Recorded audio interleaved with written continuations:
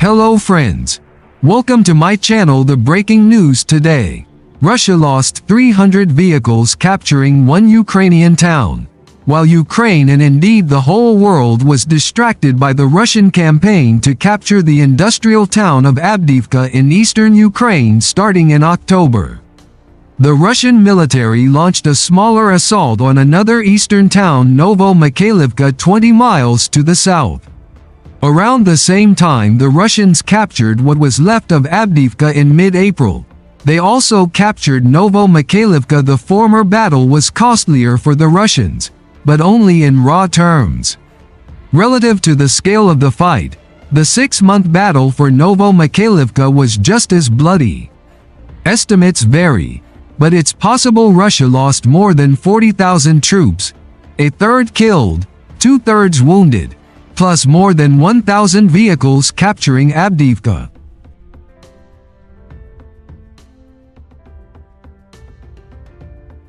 Meanwhile, around Novo-Mikhailivka, Russia wrote off more than 300 vehicles, according to a Ukrainian drone operator, with the hull sign Kriegsforscher.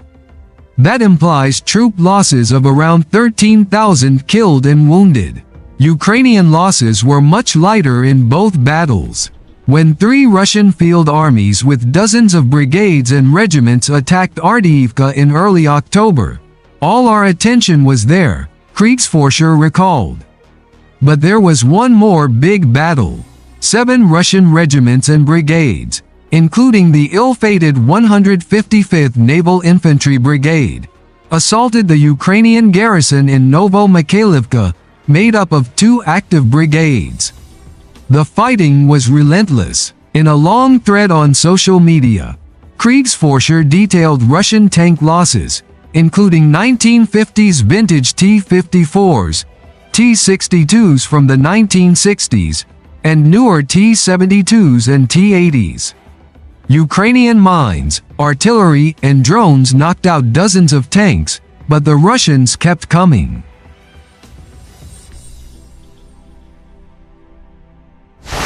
As in the battle for Avdiivka, the Russians ran low on purpose-made armored vehicles and deployed more than a few do-it-yourself vehicles as replacements. At least one armored turtle tanker T-62 with no turret and a shell of add-on anti-drone armor was immobilized by a Ukrainian mine.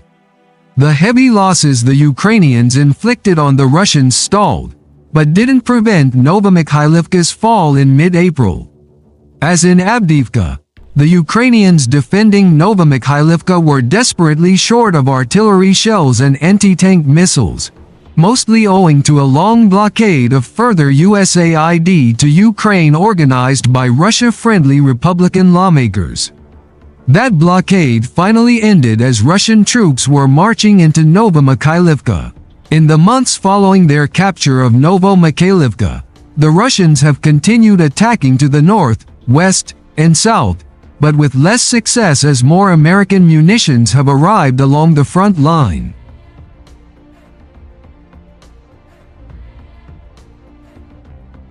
Ukrainian forces repelled a Russian attack south of the ruined town as recently as July 2, according to the Ukrainian Center for Defense Strategies.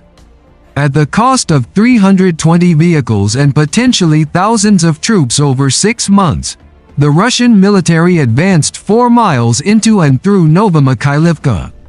Whether the town's ruins are worth the price Russia paid is a question only Russians can answer. According to a recent video published on the Telegram social network, the Ukrainian armed forces are increasingly deploying drones in their ongoing conflict with the Russian military, specifically using them to drop TM-62 anti-tank mines. This innovative approach highlights the adaptability and technological proficiency of the Ukrainian forces in their bid to counter the Russian offensive. A video was published on Telegram's social network showing a Ukrainian quadcopter drone carrying a TM-62 anti-tank mine.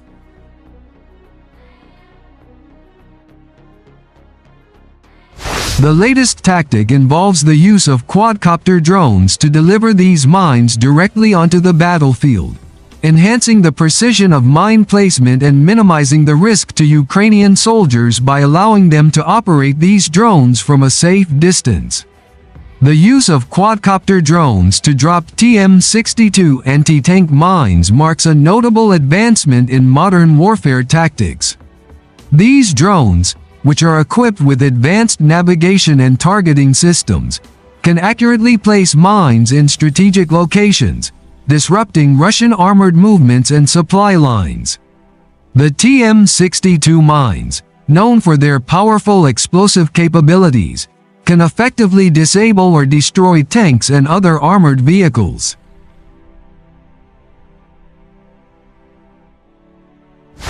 The TM-62 anti-tank mine is a widely used explosive device designed to disable or destroy armored vehicles such as tanks.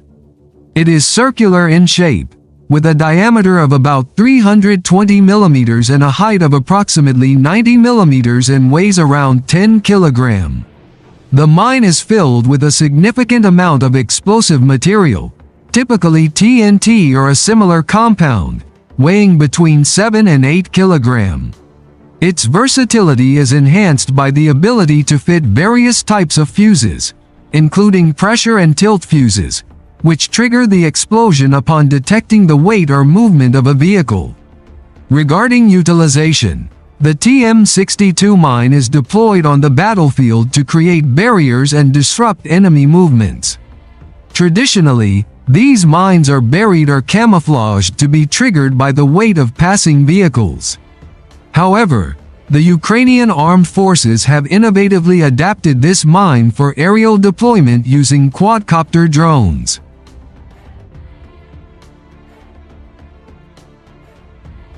This method allows for precise placement of the mines in strategic locations, significantly enhancing their effectiveness while minimizing the risk to personnel. By using drones to drop these mines, Ukrainian forces can target specific areas with high accuracy. The integration of drone technology into military operations underscores Ukraine's commitment to leveraging modern technology in its defense strategy.